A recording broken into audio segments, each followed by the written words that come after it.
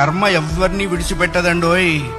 ఒకవేళ భగవంతుడైనా కాస్త ఎక్స్క్యూజ్ చేస్తాడు, కొంచెం కన్సెషన్ ఇస్తాడు, కొంచెం ఎగ్జంప్షన్ ఇస్తాడు. కర్మ చస్తే ఇవ్వదు. 1000 ఆవులు 1000 దూడలు ఉన్నాయి. దూడల కట్లు విప్పాం. ఏ దూడ దాని దగ్గరికి వెళ్ళి దాని తల్లి దగ్గరికి వెళ్ళి సరిగ్గా ఆగుతుంది. కర్మ కూడా అంతే. అవశ్యం అనుభోక్తవ్యం కృతం కర్మ శుభాశుభం. వండిన అన్నం తినలేకపోవచ్చు, చేసుకున్న కర్మని అనుభవించక తీరదు.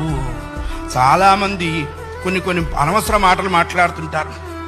బ్రతకదలుచుకోలేదు, చచ్చిపోదాం అనుకుంటున్నా. చావునేటువంటిది ఏదో ఏటీఎం కార్డు పెట్టంగానే డబ్బులు వచ్చినంత ఈజీ అనుకుంటాడు.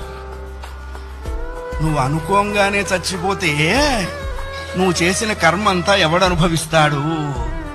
కర్మానుభవం అనుభవించడం కోసమైనా అది నిన్ను బ్రతికిస్తుంది.